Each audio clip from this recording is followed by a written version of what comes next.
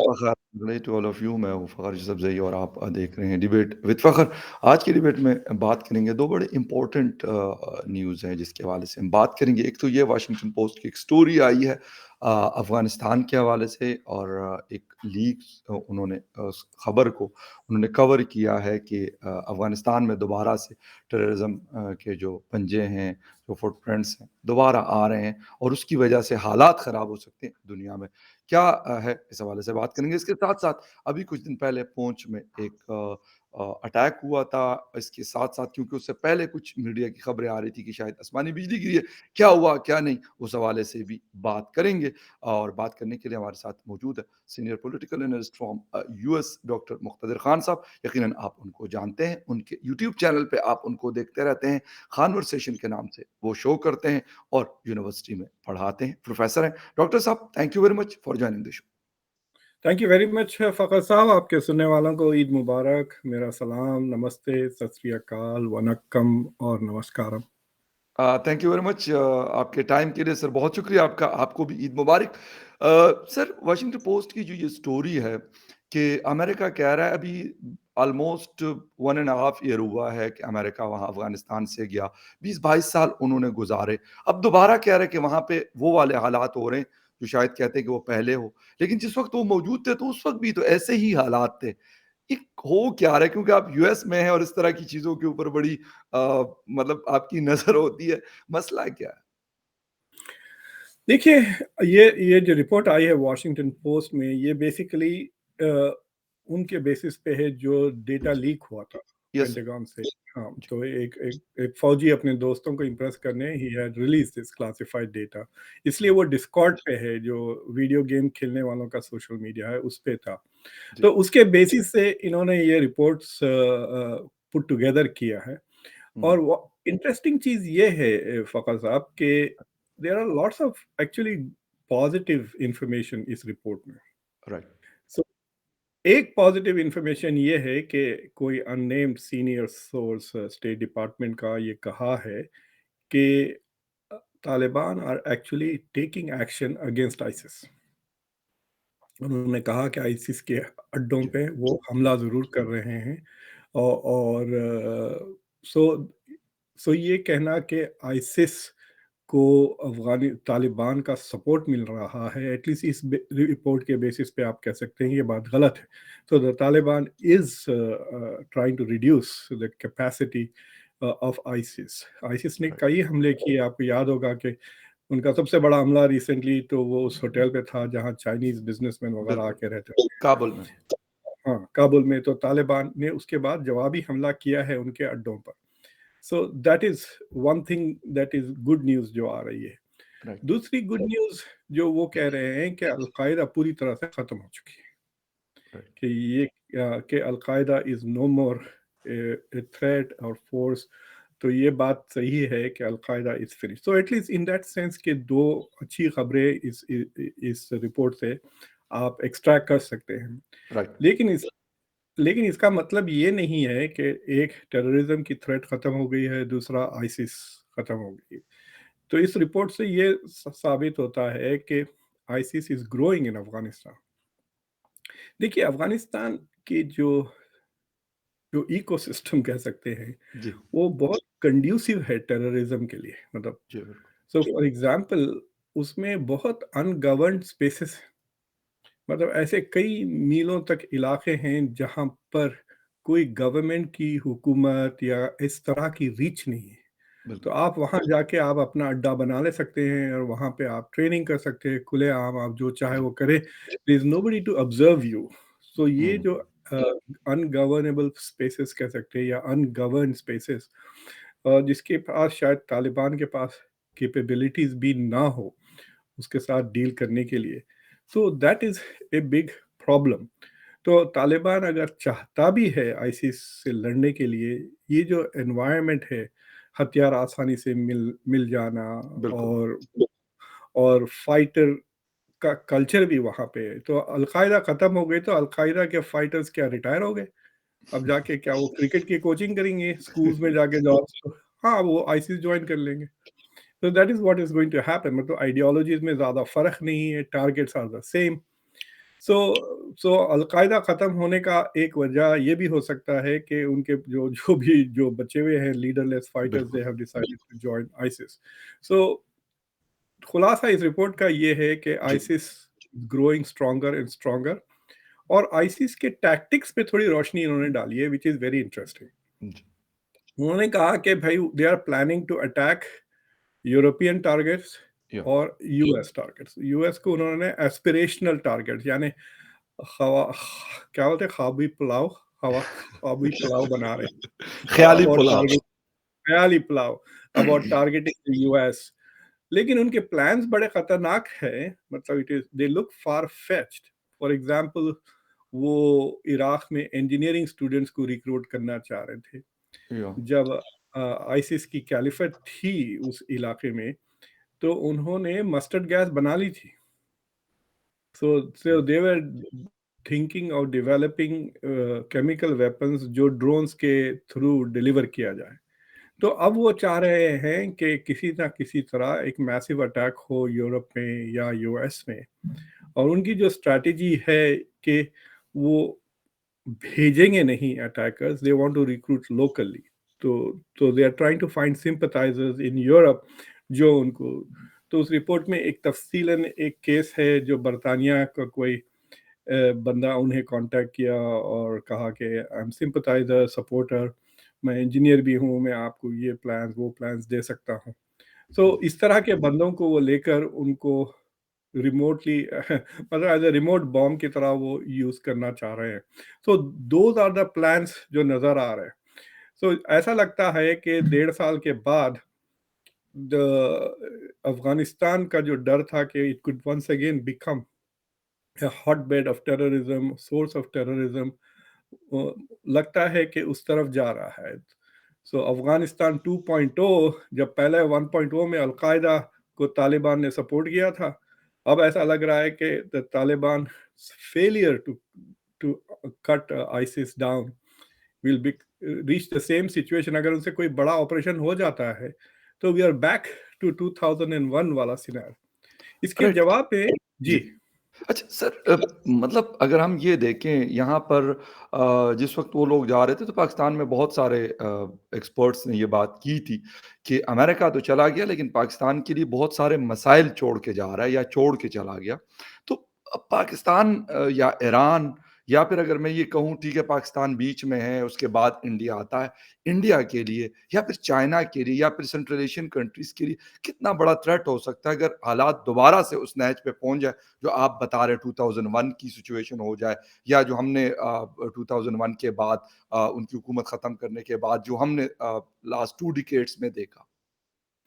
देखिए, ये रिपोर्ट से जो आईसिस के बारे में हम कंक्लूड ये कर सकते हैं कि ISIS is focused on the waste.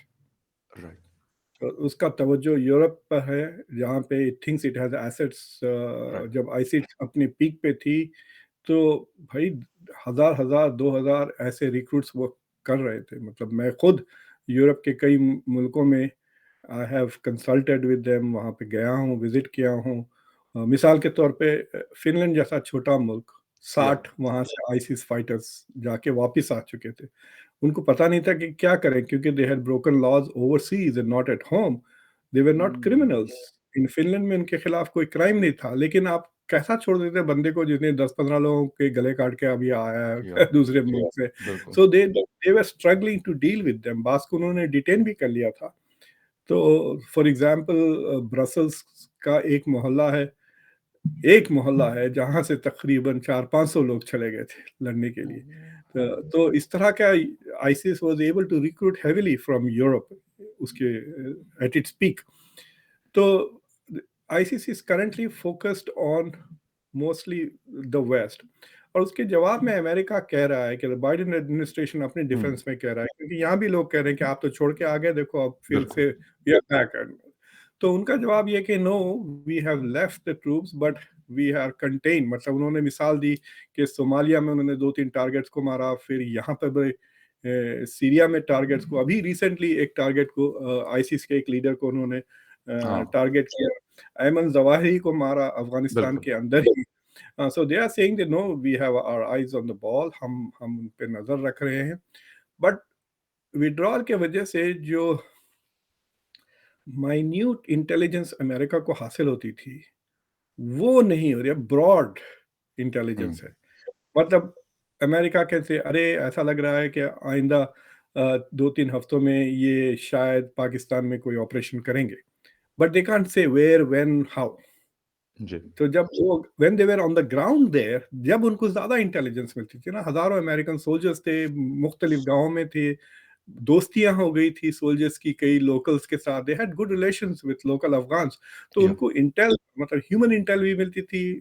अब तो सिर्फ़ सैटेलाइट्स वगैरह और फिर गवर्नमेंट टू गवर्नमेंट इंटेलिजेंस पे रिलाई कर रही है यूएस। सो यूएस के सोर्सेज़ तो ज़रूर कमज़ोर हो गए हैं इंटेलिजेंस के।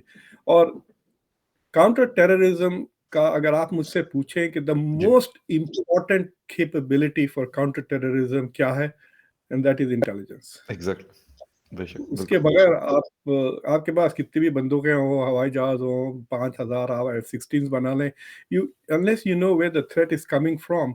बिल्कुल, बिकॉज टेररिज्म का चक्कर ये है कि it is about preemption, it is not about, मतलब अटैक होने के या बाद आप कुछ भी कर लें वो और बात है। Goal is to prevent an attack ना। Exactly, so that is the biggest challenge as to how to anticipate and preempt. Bold होने के बाद आप कितने छक्के मारोगे? एग्ज़ैक्टली बिल्कुल सर। लेकिन सर यूएस जब चला गया यकीनन ऐसा तो नहीं हो सकता कि उनको ये सारी सिचुएशन का पता ना हो। 20-22 साल गुज़ारने के बाद अगर उनको नहीं पता तो फिर मैं कहता हूँ कि उनकी सीआईए हो या कोई और इंस्टीट्यूशन हो, फिर वो बड़ा मतलब क्वेश्चन मार्क है उसके ऊपर। इस सारी चीज़ों के होते हुए अगर वो तालिबान के साथ जिस तरीके से वो कहते हैं जी हमें एक्सेस नहीं दिया जा रहा, बैंकिंग सिस्टम से हम कट ऑफ है, हमारा कारोबार सब कुछ बंद किया गया है। बाकी भी बहुत सारी चीज़ें जो हैं उनके पास नहीं हैं, अगर देखा जाए। तो सर ये भी तो एक चीज़ है ना, हम डिमांड तो कर लेते हैं वाशिंगटन में बैठ के, न्यूयॉर्क में बैठ के, सुकून में बैठे हुए ना वहाँ पे क्योंकि स्टेट डिपार्टमेंट से कोई ऑर्डर जारी करना कोई इतना मुश्किल नहीं है। लेकिन ऑन ग्राउंड करना वो बड़ा मुश्किल है, बल्कि सम टाइम ऐसा लगता है कि वो नामुमकिन भी हो जाता है। देखिए, अफगानिस्तान ने जिस शर्तें कबूल की थी विड्रॉल के लिए, राइट, जी, वेस्ट ने जो जो प्रोमिस की थी अमेरिका ने तो फुलफिल कर दी, पूरे राइट, के पूरा विड्रॉल। अफगानिस्तान ने प्रॉमिस किया था तीन चार चीज़ें। Number one, an inclusive government, yeah, उन्होंने नहीं ऑफर की। या, अभी entirely Pakhtun, entirely Taliban government है, ठीक है। Yeah, so it is excluding people. इसके लिए टेक्नोलॉजी, बैंकिंग एक्सेस वगैरह की ज़रूरत नहीं, इसके लिए जिरगा काफ़ी है, या, राइट, सॉल्व दिस प्रॉब्लम। दूसरी चीज़ ये है कि दे हैड गारंटीड कि भाई हम वुमेन, औरतों का जो गेन्स हुए हैं इन द लास्ट 20 इयर्स, खास हुँ, तौर से एकेडमिक और प्रोफेशनल, उस पे हम कुछ नहीं करेंगे। अब उन्होंने वो सारी की सारी चीज़ें रिवर्स कर ली हैं। Right, the third thing is कि they had said that they will fight counter terrorism, वो टेररिज्म वहाँ से आने नहीं देंगे। तो वो सबसे कमज़ोर कड़ी थी अमेरिकन फॉरेन पॉलिसी की कि अब कैन यू इमेजिन कि आप काउंटर टेररिज्म आउटसोर्स कर रहे हैं तालिबान को, जी, बिल्कुल, जो खुद लोगों की नज़र में एक टेररिस्ट ऑर्गेनाइजेशन है। So that was the weak conceptual weakness of the policy. लेकिन अब ये जो वॉशिंगटन पोस्ट में जो रिपोर्ट छपी है उससे राइट, साफ लग रहा है कि एटलीस्ट तालिबान इज, मतलब तालिबान के खुद इंटरेस्ट में है कि आईसिस मजबूत ना हो ना। बिल्कुल, आईसिस अगर स्ट्रांग हो जाएगी तो they will replace the Taliban, that is the goal, exactly, right. Ultimately फिर वो वहां पे खिलाफत खुरासान का बनाने वाले हैं। सो सो आई थिंक के बिकॉज काउंटर काउंटर टेररिज्म नहीं कहूँगा, काउंटर आईएस, इस्लामिक स्टेट के खिलाफ एक्शन लेना, ये तालिबान के इंटरेस्ट में भी है, इसलिए भी वो कर रहा है ये। So I think if Taliban want to become part of the international community, तो उनको वो दो कंडीशंस पे रिवर्स करना होगा। देखिए, many countries are playing ball with the Taliban. India उनके अब डिप्लोमेट्स को शायद ट्रेन कर रहा है। या, India is low level intensity, embassy खुली नहीं लेकिन ऑपरेट कर रही है। इंडिया की काबुल में अभी भी लोग हैं वहाँ पे, या, some small staff. China has also gone there, tried to sign contracts, right? तो ये हो रहा है, आपके पास से भी 2-3 delegations भी जा चुके हैं। Yes, So countries are engaging the Taliban, और मैंने सुना है कि 14 कंट्रीज में the Taliban has been allowed to capture their own embassies. मतलब पहले तो एम्बेसीज उनके कब्जे में थी ना पुराने जी, बिल्कुल। गवर्नमेंट की। जी यस। हाँ। सो तो गनी साहब के जो भी बचे हुए लोग थे दे वर ऑक्यूपाइंग, या लेकिन Taliban have now in 14 countries including शायद ईरान में वो जाके अपने एम्बेसीज वापस ले लिए हैं। तो सो बिल्कुल। इवन दो आप कह सकते हैं कि किसी मुल्क ने तालिबान की गवर्नमेंट को रिकग्नाइज नहीं किया, लेकिन many governments are engaging with the Taliban as well as उनकी एम्बेसीज अब 14-15 कंट्रीज में हुँ, ऑपरेट हो रही हैं।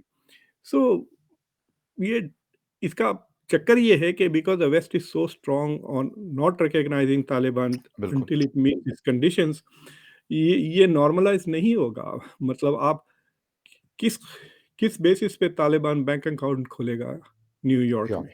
Exactly. Who are you? We are the government of Taliban. Get a letter from the State Department. नहीं मिलेगा। तो फिर सो that is the problem for them, that okay भाई आप दुनिया के खिलाफ जाके, दुनिया के नॉर्म्स के खिलाफ जाके आप कैसा उम्मीद करेंगे कि दुनिया आपको एक्सेप्ट करे? राइट। ठीक। अच्छा सर, मैं आपको दावत देता हूँ कि भाई दावत में आइए और हम we want everybody to wear सफेद कपड़े पहन के आए, सफेद पैंट शर्ट पहन के आए, सफेद जी, सलवार कमीज जो भी। आप नंगे बिल्कुल। आ जाते हैं, तो फिर हम हमको अंदर आने क्यों देंगे आपको? It's like that. Taliban, they want to become a part of the international community of nations without accepting the norms and values of the international community of nations. बिल्कुल सही है। सर वहाँ पे ख़ैर वो उस टॉपिक की तरफ मैं नहीं जाना चाहता, लेकिन वो ये कहते हैं कि जी हमने इस्लामिक लॉज़ को वहाँ पे इम्पोज़्ड किया है ऑन अफ़गानी पीपल और ये वो। तो हालाँकि आप वहाँ नए पे की बात आप ज़्यादा करें। बेहतर रिलिजन को मुझसे समझते हैं। वहाँ पे ये नहीं है कि आप किसी फीमेल को स्कूल या यूनिवर्सिटी या कॉलेज ना जाने दें। ये कहीं पे मेरा नहीं ख़्याल कि किसी भी इस्लामिक बुक हो या कोई इस्लामिक स्कॉलर वो कहे कि नहीं-नहीं अरे ये तो मना है, इसमें तो ये नहीं है। लेकिन उसकी कोई जस्टिफिकेशन उनके पास नहीं है कि वो क्यों नहीं करने देते। भाई सहाबी जाके आयशा रदियल्लाहु अन्हा के पास जाके पढ़ते थे उनके साथ, उनके यस। तकरीबन 1500 हदीसें हैं बुखारी में। जी। अगर सहाबी जाके एक खातून से पढ़ सकते हैं, so it was like an informal school, या हलकाज जो होते थे।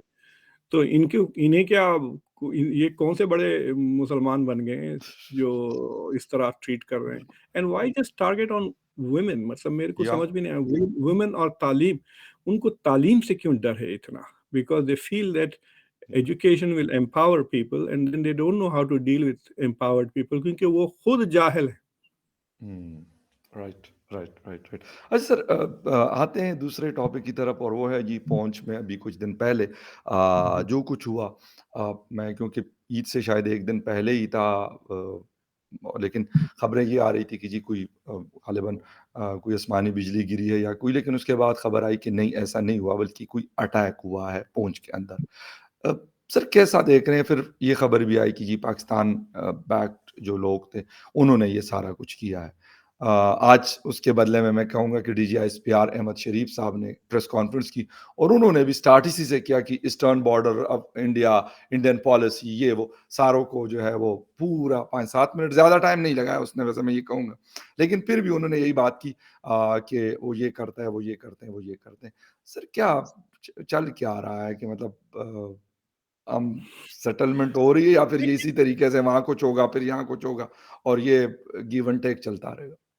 देखिए, आई मीन जो शुरू में जब हम लोग इसके बारे में बात कर रहे थे, देयर वाज़ ऑब्वियसली मीडिया में अभी क्लैरिटी नहीं आई थी कि हुआ राइट, क्या है, yeah so basically the current situation है कि 7-8 टेररिस्ट ने हमला किया। पहले ग्रेनेड्स भी फेंके, उसके बाद जी, गोलियाँ भी मारी। और उसमें से एंटिसिपेटेड है कि 2 या 3 शायद बॉर्डर क्रॉस करके आए हैं और बाकी के सब लोकल हैं। जी, और इनका ताल्लुक जो है सो जैश-ए-मोहम्मद ग्रुप से है।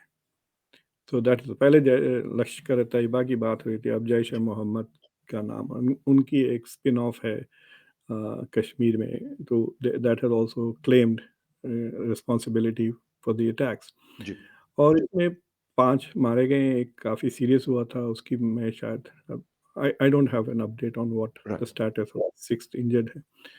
फिर बाद में पता चला, पहले तो रिपोर्ट्स में आई थी कि ये काउंटर टेररिज्म पेट्रोल है।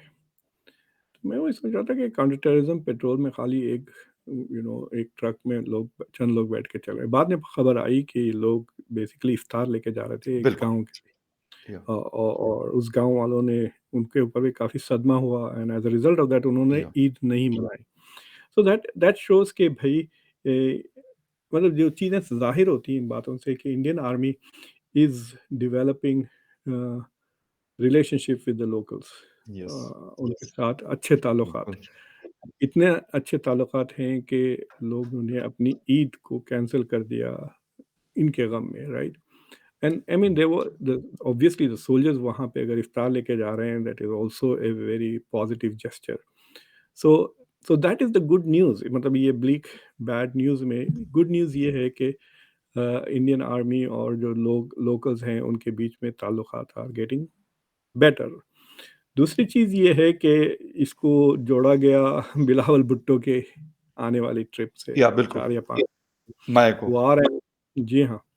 सो when they will he will be here next week के बाद, तो सवाल ये उठ रहा था कि विल ही स्टिल कम, अगर आएँगे या नहीं आएँगे इस अटैक के बाद, इंडिया का क्या रिस्पॉन्स होता? Will India do surgical strike, will India not do surgical strikes? ये वो भी सवालात काफ़ी उठ रहे थे ना। तो अभी तक तो इंडियन गवर्नमेंट की तरफ से कोई ऐसा इशारा नहीं आया कि what action they are going to take against Pakistan, but they are hunting down the terrorists, उनके खिलाफ तो ऑपरेशन। इस इलाके में राइट। वैसे भी पिछले 1 साल से काफ़ी अटैक्स हो रहे हैं। एक जी। जनवरी में एक शायद गाँव पर हमला हुआ, ज 7 हिंदू मारे गए हाँ, इस बिल्कुल नी पहुँच। इस नी इस नीयत से कि हिंदू पॉपुलेशन को वहाँ से भगाया जाए। और उससे पहले भी अगस्त में भी इंडियन आर्मी के ऊपर हमला किया गया था। अ, 64, 65, 66, हालाँकि जब मैं पैदा हुआ था मेरे फ़ादर यहाँ सर्व करते थे इस इलाके में। जी। तो अच्छा। मैं उनके सही। Photos okay. ढूँढ रहा। जी हाँ, तो आई हैव वेरी स्पेशल, और मैं विज़िट भी किया हुआ हूँ कश्मीर ओके। 1986 में, काफ़ी राइट। वक़्त गुज़ारा। मैं क्रिकेट भी खेली है कश्मीर में। सो ज़बरदस्त। हाँ, तो तो अब ये बिलावल भुट्टो जब आएँगे तो क्या डिस्कशन होगा इस पे सवाल आता है। अब बिलावल भुट्टो के लिए प्रॉब्लम ये हो गया है कि अगर वो यहाँ पे कश्मीर करने आएँगे, तो अब उनके गले पड़ जाएगी ये बात। कश्मीर आए तो फिर टेररिज़्म का ज़िक्र निकलेगा, पूंछ का निकलेगा, he will have to answer all of those questions. He will have to condemn those terrorists, फिर उनके वो अगर लेकिन पाकिस्तान में सर रहे ये तो तो ये भी हो सकता है कि ये किया गया हो कि उसको वो करने के लिए कि ये भी तो एक सवाल उठ सकता है ना। मैं तो एज़ ए जर्नलिस्ट आपसे ये पूछ रहा हूँ कि सर ये भी तो हो सकता है कि ऐसी कोई चीज़ करवाई गई हो, जो होती है नॉर्मली अराउंड द वर्ल्ड होती है, पूरी दुनिया इस्तेमाल करती है, कि यार अब पहले तो वो समझ रहे थे कि शायद ये नहीं आएगा। हालाँकि मैं शुरू से कह रहा था कि बहुत ज़्यादा चांसेज़ है उनके आने के। और जब उन्होंने अनाउंस किया कि अब आ रहे हैं तो इस तरह का इंसिडेंट हुआ। तो ये इसका मतलब है कि देखिए ये ये बहुत सारे फॉल्स कुछ फ्लैग के लोग ऐसे जो हैं जो नहीं चाहते कि ऐसा कुछ हो, कि देखिए ये डायरेक्टली बात हो। फॉल्स ठीक है, टेररिज्म के ऊपर बात हो सर, वो जो गिले-शिकवे हैं दोनों आपस ये में बैठे करें बात ना, कौन-सा मसला है? तालिबान और नहीं अमेरिका ये ने जो भी तो किया है, सऊदी और ईरान ने भी तो किया है, चीन और इंडिया भी तो कर रहा है। द थिंग इज़ कि ये जो फॉल्स फ्लैग वाली जो बात कर रहे हैं ना, मैं उस पे ज़रा आई वांट सर टू से कि ये हमारी कम्युनिटी बहुत बोलती है ये, 9/11 के वक़्त भी। भाई अगर अमेरिका को अफ़गानिस्तान पे हमला करना था, तो क्या ज़रूरत थी 2000-3000 अमेरिकन्स को मारने की और हुँ, बिलियंस ऑफ डॉलर्स का खुद का नुकसान करना? ये सिर्फ़ बेवकूफ़ तरीन पागल किस्म के दिमागों को ये आइडिया आता है। People don't need to kill their own people to justify attacks. Okay, Okay, there are many reasons that they can build up okay, to invade a country. तो मैं ये बिल्कुल एक्सेप्ट ही नहीं करता हूँ कि ये फॉल्स फ्लैग ऑपरेशन था। इंडियन आर्मी अपने जवानों को क्यों मारेगी? जी। दे कैन जस्ट सर मैं मेक द सेम। उनकी नहीं बात कर रहा, मैं कह रहा हूँ कि जो ग्रुप्स ऑपरेट कर रहे हैं इस वक़्त कश्मीर के अंदर, वो ये नहीं चाहते कि इंडिया और पाकिस्तान के बीच में जो बोन ऑफ कंटेंशन है, यानी कश्मीर, इसके ऊपर कोई बात हो और ये एक साइड पे हो जाए। हाँ, so the groups have lot of interest. For example, जो इंडिया में या जो टेररिस्ट ग्रुप्स ऑपरेट कर रहे हैं कश्मीर में, जी, आई मीन उनका जो सबसे बड़ा मकसद ये है कि they do not want to send the message कि हर चीज़ नॉर्मलाइज़ हो गई है इंडिया या में। जिस एग्ज़ैक्टली, कॉन्स्टिट्यूशन जो 370 का जो एब्रोगेशन हुआ है, उसके बाद things have got better. That is the government narrative ना। गवर्नमेंट ये कहना चाह रही है कि देखो हमने जब से ये चेंजेस लाए हैं, Kashmir has become better, peaceful, इस हद या तक के हम जी G20 की यहाँ पर कुछ 20-22 मई यहाँ पर कॉन्फ्रेंस कराने वाले हैं जी, मतलब दे गोना बिल्कुल। Showcase Kashmir to the rest of the world. और मैं सुना कि फॉरेन इन्वेस्टमेंट्स भी आने वाले हैं कश्मीर में। जी, तो इस तरह के चंद टेररिस्ट अटैक्स की वजह से they can the terrorist can send the message कि नहीं, नहीं, देयर इज़ नो नॉर्मलाइज़ेशन।